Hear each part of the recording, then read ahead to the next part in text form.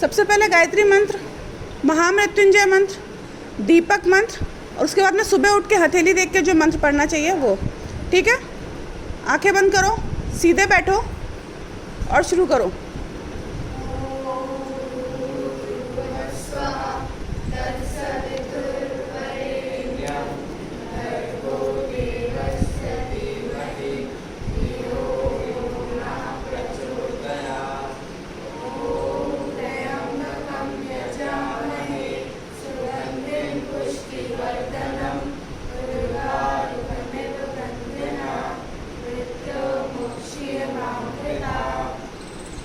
दीपक मंत्र, शुभम करोति कल्याणम,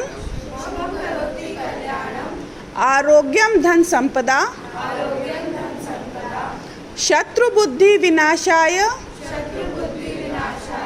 दीप ज्योति नमोस्तुते। और हथेली देख के जो पढ़ते हैं, कराग्रे वसति लक्ष्मी, कर मध्य माँ सरस्वती,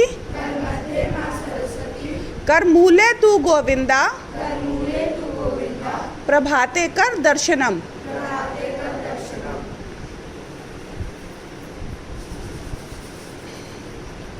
पीहू और दक्ष, ये हथेली वाला जो अपन मंत्र पढ़ते हैं ना, वो हथेली को देख कर पढ़ते हैं, है ना। सुबह उठ के हथेली देख कर पढ़ना चाहिए।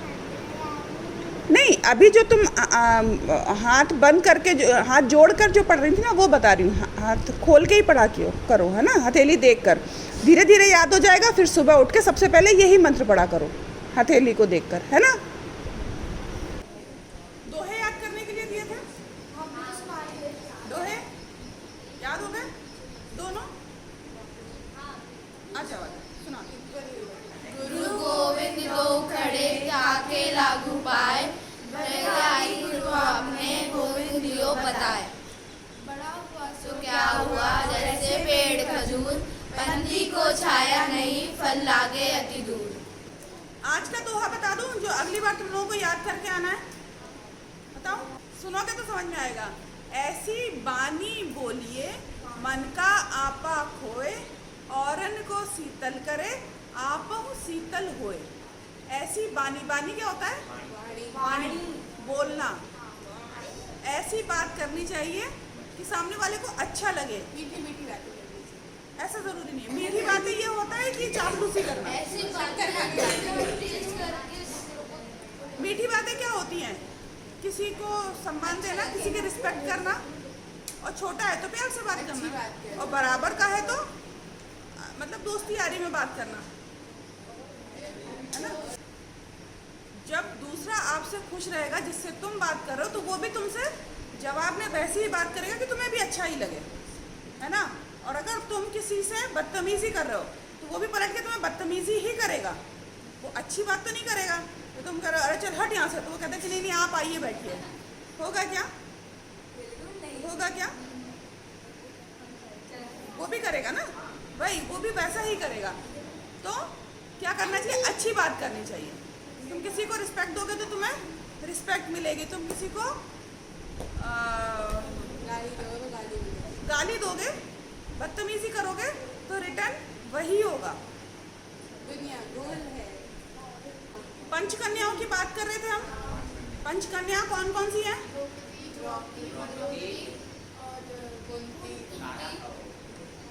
अनुसुईया माता की हमने बात कर ली थी, द्रौपदी की बात हमने कर ली थी, और कौन है? मंदोदरी, तारा और कुंती। आज हम कुंती की बात करते हैं। कुंती कौन थी? मथुरा के पांडवों की माता। मतलब जनरली हम उनको ऐसे ही जानते हैं। वो मथुरा के राजा की बेटी थी, द्रुपद नाम था। द्रुपद की बेटी तो द्रौपदी थी। अपन अच्छा कुंती की बात कर रहे हैं।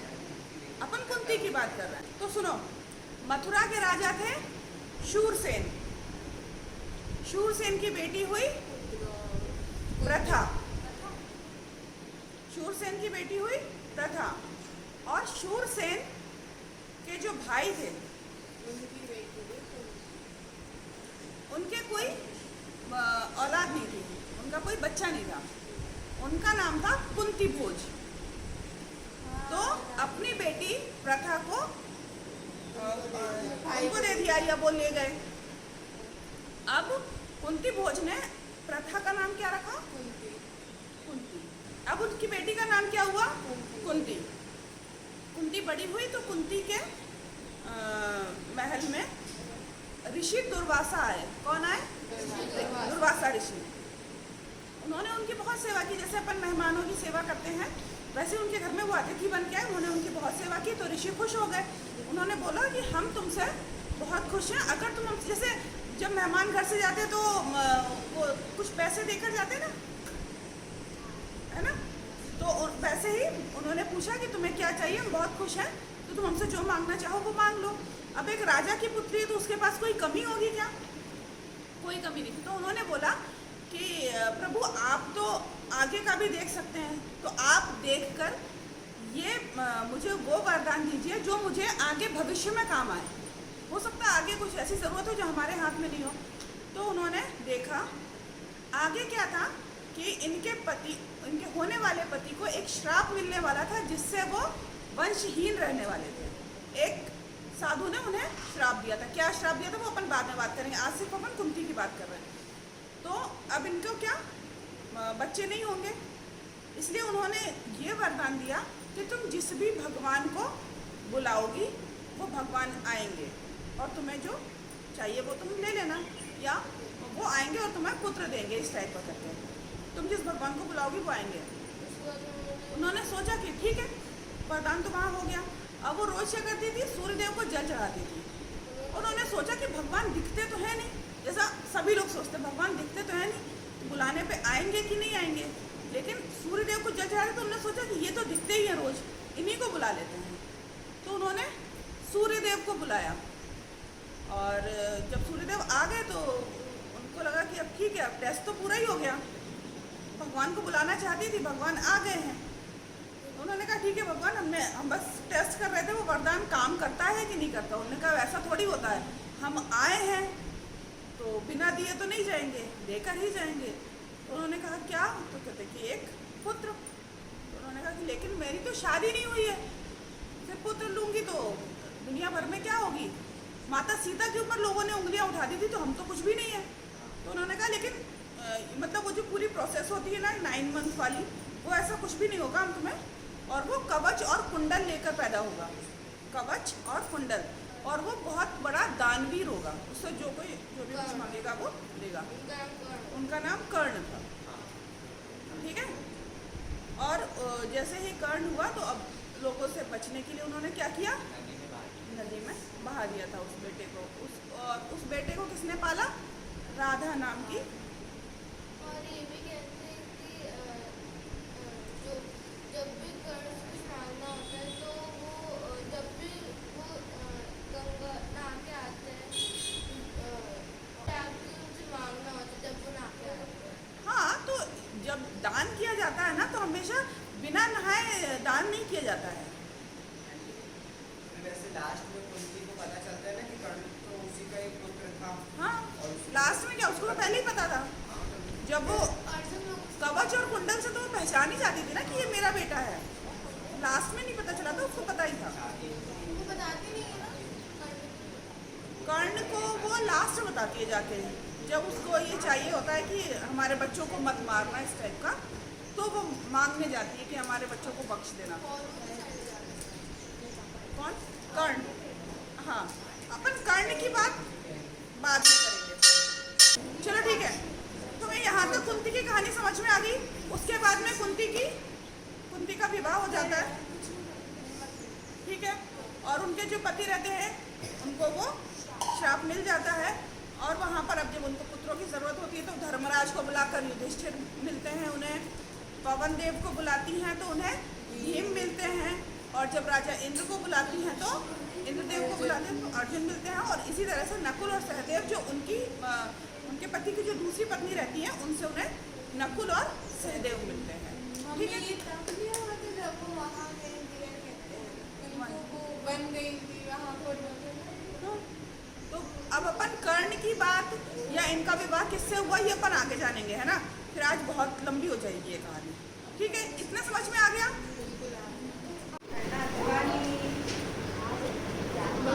वास्तव में भी आपको समझ में धन्यवाद।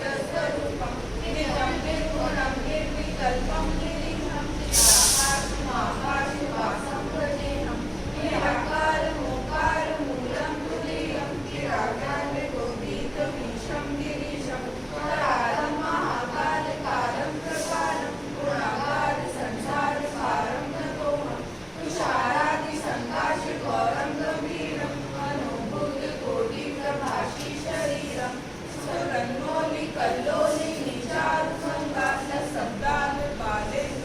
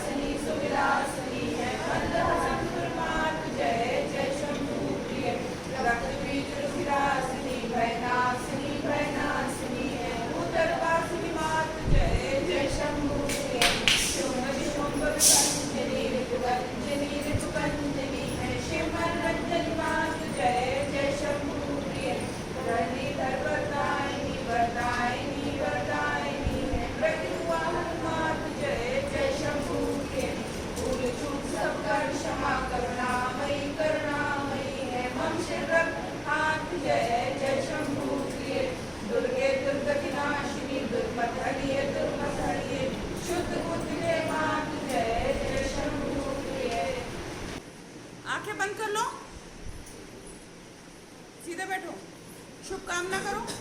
सर्वे भवन्तु सुखिनः, सर्वे सन्तु निरामया, सर्वे भद्राणि पश्यन्तु, मा कश्चित् दुःखात् भवेत्। ओम शांति शांति शांति। शांति पाठ।